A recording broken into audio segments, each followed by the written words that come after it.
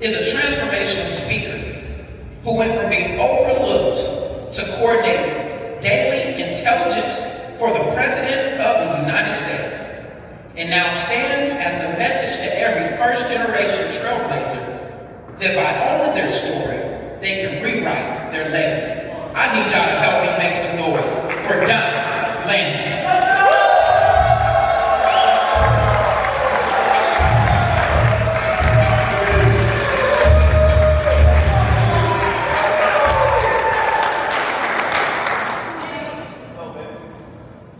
What happens when your superhero disappoints you? I'm not talking about Thor or Iron Man. I'm talking about the man who's supposed to be taking you to practice. The man who's supposed to be sitting in the stands. The superhero, I call him Dad. Who was in a cell instead of my life. For me, I was 12 years old.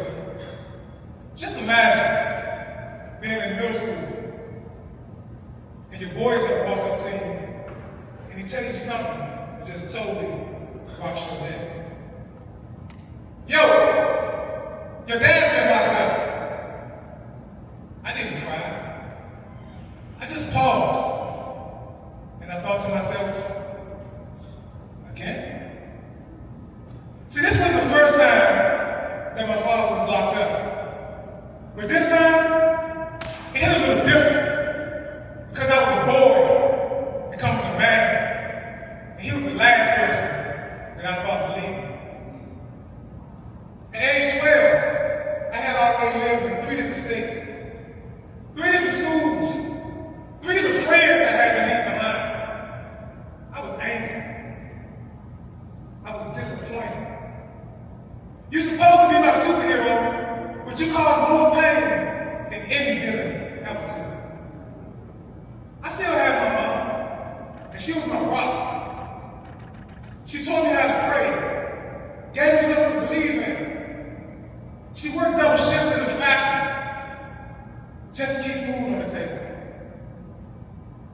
And I wish I could say I grew up a man that she needed me to be, but I didn't. I started drinking. I started drugging, and I started robbing. Not because I thought I was tough, but I didn't know how to eat. Age 19, courtroom, standing there, shackles in my hands, shackles in my feet. Head high, feeling no remorse, and I'm thinking, I guess this is just my fate. I stand in the room and I lock eyes with my mother. And I see the same pain, the same hurt, the same disappointment that I seen as a child when my father was locked up. But this time, it was me causing the pain. How could I be so selfish to hurt the one person I was supposed to protect? How did I become a version of my father? In that moment, I made a decision.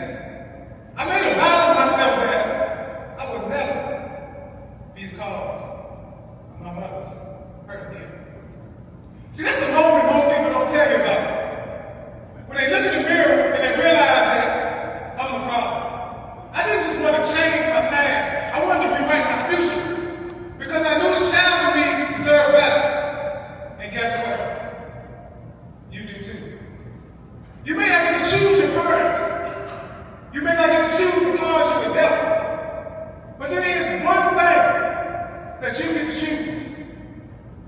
And that's who you become. Sometimes your who is bigger than your why. Who is that one person that you don't want to cause any more pain? Who is that one person that believed in you more than you believe in yourself? I created a framework that not only saved my life, but it took me from that courtroom to coordinating intelligence for the President of the United States. I'm talking about me.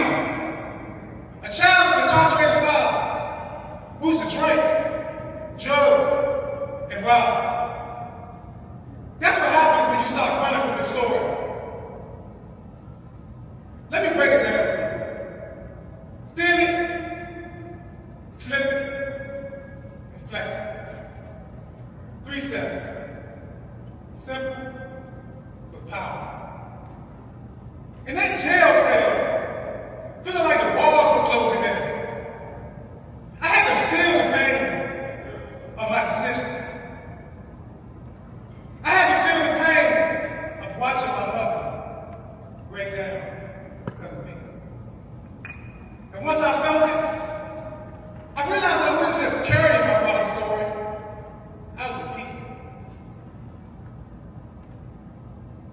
You can't change what you won't confront. But once you confront it, you gotta make a decision. Either you want to flip it, or you want to stay stuck in it. I chose to flip it. 2 years later, Naval Boot Camp graduation. My mom, same tears. But this time, it was tears of joy. And for the first time in my life, I believed that I could become more. You see, sometimes you gotta borrow somebody else's belief until you get your own. But once you get your own belief, now it's time to flex it. Flexing means you no longer carry the message, you're becoming the message. And it's different when you're the message. Carrying the message says what's possible. Being the message proves what's possible. Flexing as a first-generation college student with 2 degrees, a bachelor's in business management and a master's in strategic intelligence. Flexing that I'm a first-generation veteran. Flexing that I'm a first-generation cycle breaker. Who ran a child with the President of the United States. That's what happens when you own your story and you stop running from it. I want to give you 3 questions. I want you to think of these every morning. I want you to meditate on these at night. What are the truths that you need to feel, even if it hurts? What is that one thing that's keeping you stuck? Is it a bad relationship with your parents? The loss of a loved one? I want you to think about that. Then I want you to think about, how am I going to flip the story that I've been telling myself? What is it you've been telling yourself? You're not smart enough? Your parents don't love you? What is that story that you've been telling yourself over and over and over again? And then, my favorite, how are you going to flex your growth to the world? How are you going to stop carrying the message and start being the message? That's how you go from overlooked to unstoppable. You see, I'm just not here to inspire you. And I challenge you. I challenge you to, when you get those questions, you get those answers, to DM me. And tag me at Donnie Landon. I am the message. I'm here to let you know that you will have moments like I did. Moments where people you love, they will let you down. You will be disappointed.